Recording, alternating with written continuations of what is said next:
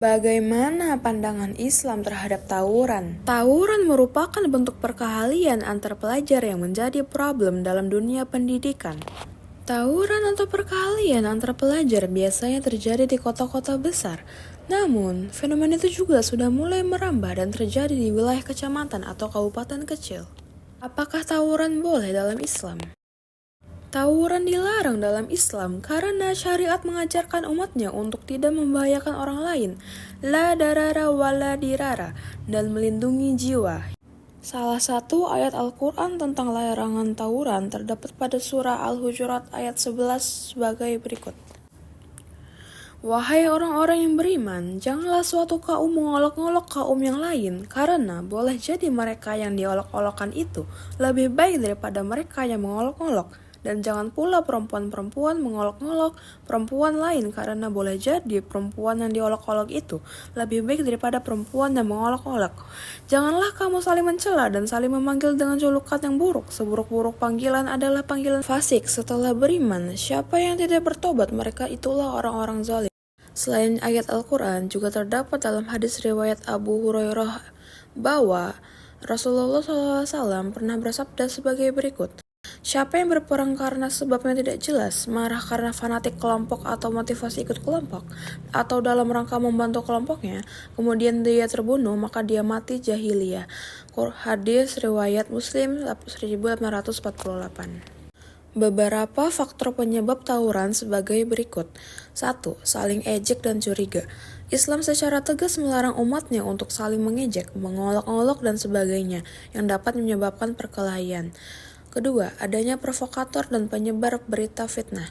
Tawuran dapat terjadi karena adanya provokator dan penyebar berita fitnah. Oleh sebab itu, Islam melarang umat yang memiliki sifat provokator dan pembawa berita bohong sebagaimana dijelaskan dalam surah Al-Hujurat ayat 6 sebagai berikut. Wahai orang-orang yang beriman, jika seorang fisik datang kepadamu membawa berita penting, maka telitilah kebenarannya agar kamu tidak mencelakakan suatu kaum, karena ketidaktahuanmu yang berakibat kamu menyesali perbuatanmu itu. Ketiga, menggunjing prasangka buruk dan mencuri kesalahan orang lain. Tawuran dapat terjadi karena perilaku menggunjing, berprasangka buruk, dan mencari-cari kesalahan orang lain. 4. Amarah yang tidak terkontrol. Tawuran terjadi karena terdapat pihak-pihak yang tidak dapat mengontrol amarahnya. Dalam Islam, orang yang benar dan bertakwa dicirikan dengan sikap mampu menahan amarah. Sebagaimana bunyi surah Ali Imran ayat 134 sebagai berikut. Yaitu orang-orang yang selalu berinfak, baik di waktu lapang maupun sempit, orang-orang yang mengendalikan kemurkaannya, dan orang-orang yang memaafkan kesalahan orang lain. Allah mencintai orang-orang yang berbuat kebaikan. Quran Surat Ali Imran. Bagaimana cara menghindari perkelahian antar pelajar? Perkelahian antar pelajar dapat dihindari dengan cara membuang anggapan bahwa tawuran adalah hal yang wajar. Pada intinya, guru dan orang tua berkewajiban mendidik siswa atau anaknya agar memiliki adab dalam pergaulan. Berikut ini beberapa cara menghindari perkelahian antar pelajar yang dapat diterapkan dalam kehidupan. 1. Memperkuat ukhuwah dan kasih sayang. Islam mengajarkan ukhuwah dan kasih sayang sesama umat Islam maupun kepada yang berbeda keyakinan. Allah Subhanahu wa taala berfirman dalam surah Al-Hujurat ayat 10 sebagai berikut.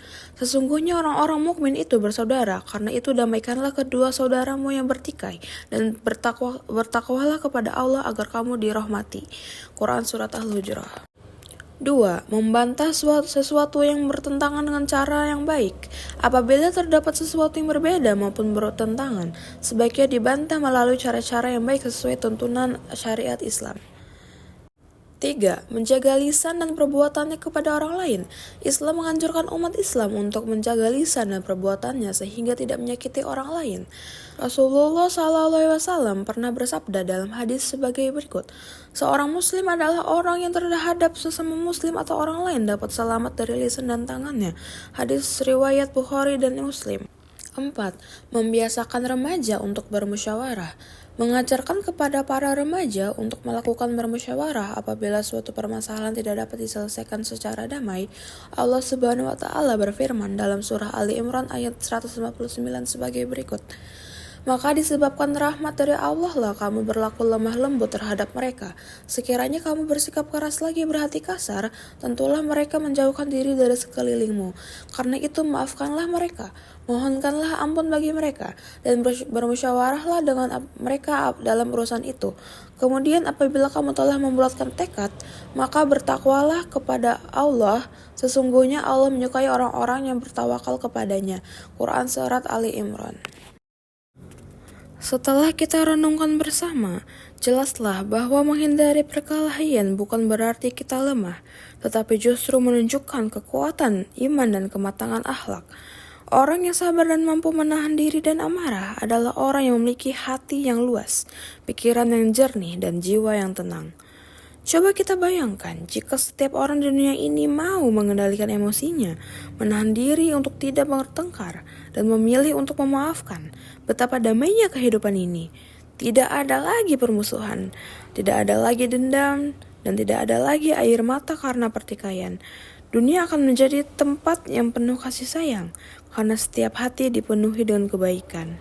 Namun sayangnya, banyak orang yang masih menganggap bahwa membalas amarah dengan amarah adalah bentuk keberanian.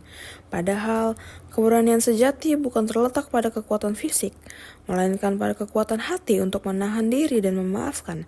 Rasulullah SAW tidak pernah mengajarkan kita untuk membalas keburukan dengan keburukan, tetapi untuk membalas keburukan dengan kebaikan.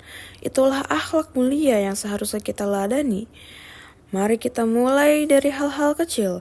Ketika ada teman yang menyinggung perasaan kita, jangan langsung marah. Tarik napas, diam, dan pikirkan dengan tenang. Ketika ada yang menantang untuk berkelahi, jangan terpancing. Ingatlah bahwa 1 detik kita menahan diri bisa mencegah penyelesaian yang panjang.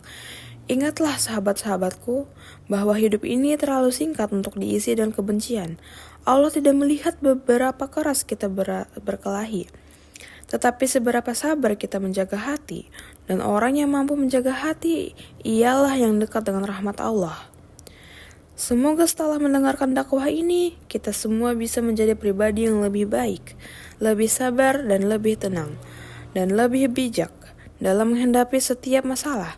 Jadikanlah kesabaran dan perdamaian sebagai kekuatan utama dalam diri kita.